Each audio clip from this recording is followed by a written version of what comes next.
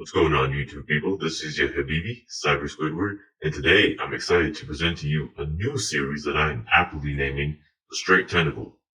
And in it, we're going to cover a lot of pieces of news in the cyber field. So stick around because we got some exciting stuff coming up here.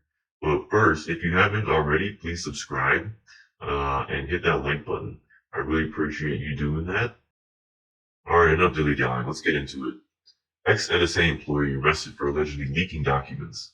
On Wednesday, so this is around late September, early October 2022, for all you future netizens.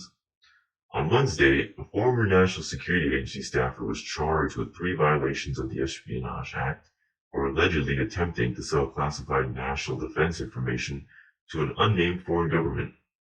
According to court documents unsealed this week in a press release about the arrest, the U.S. Department of Justice stated that Jari Sebastian Dalkey of Colorado Springs, Colorado, used an encrypted email to send excerpts of 3 classified documents to an undercover FBI agent who he believed to be working with the foreign government.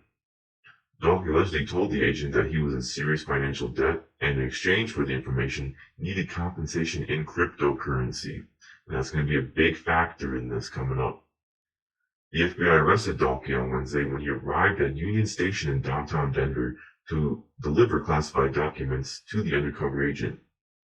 So it appears that he was there to conduct what they call in the field of espionage, a dead drop in a Colorado train station.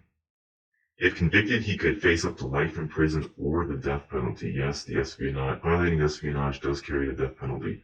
But very likely he's not even going to leave his home state of Colorado, because in Colorado is the most secure federal prison in the United States, named ADX Florence, and that's likely where he's going to be going. ADX Florence is it's the most secure prison in the United States, and it's basically 24-hour lockdown. You go into your cell and you'll never leave it unless you're released, which I'm pretty sure everybody in there, nobody's getting released. So let's switch over here. Here's the Department of Justice write-up.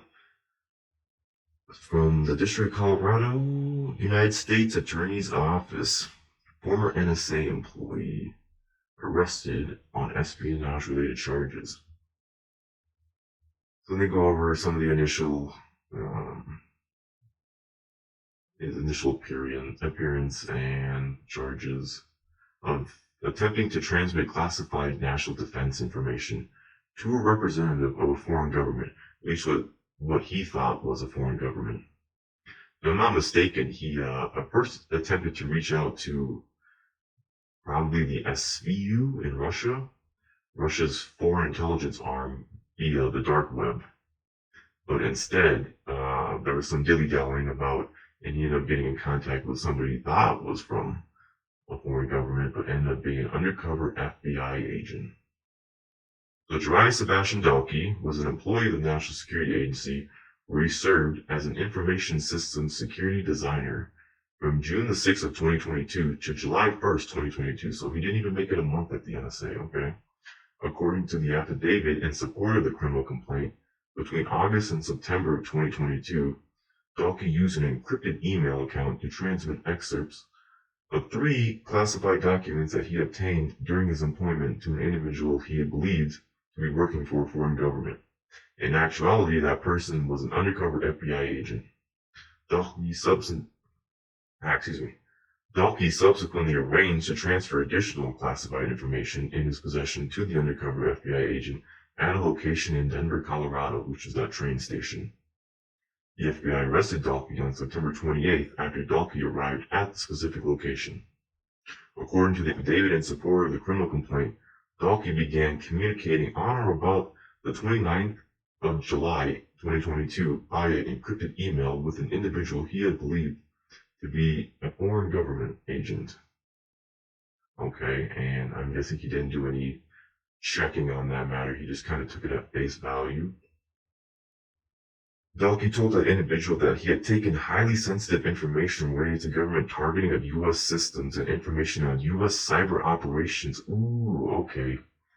So, as we progress into the 21st century, cyber operations and the domain of cyber warfare is becoming increasingly a priority for all national governments around the world.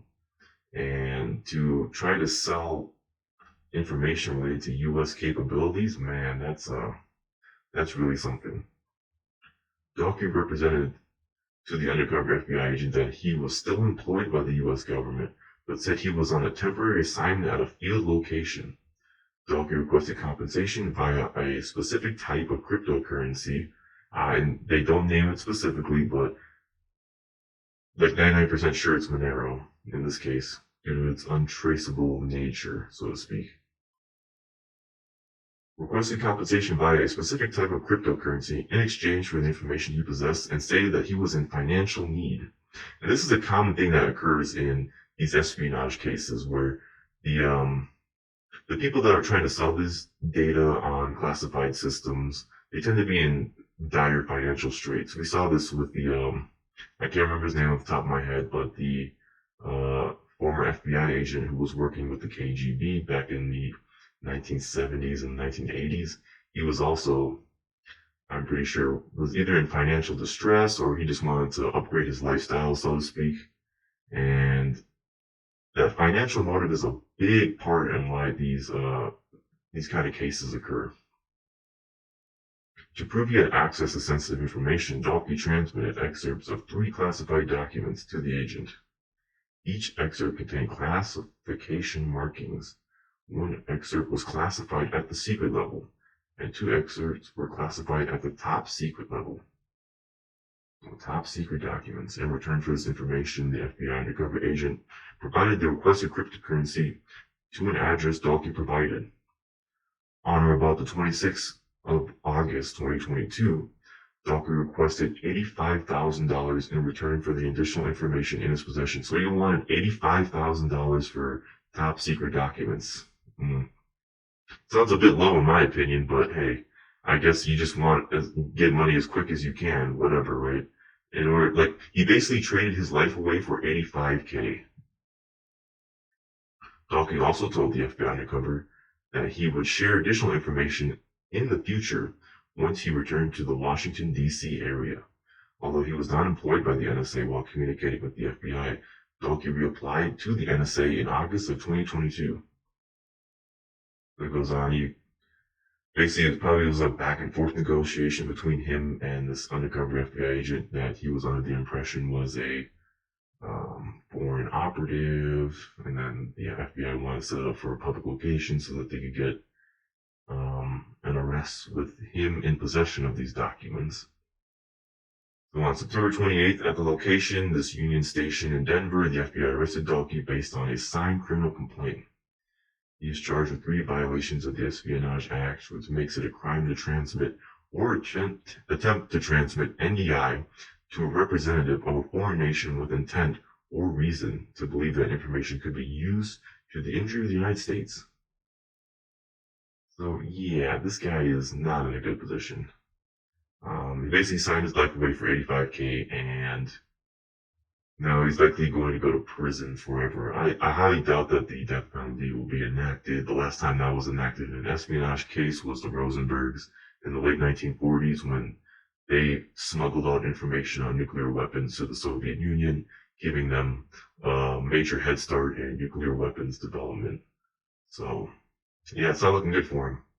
And let this be a lesson, because I believe he was like, the NSA was able to track who had accessed all 3 of these files, and they figured out that only he was the one to do it.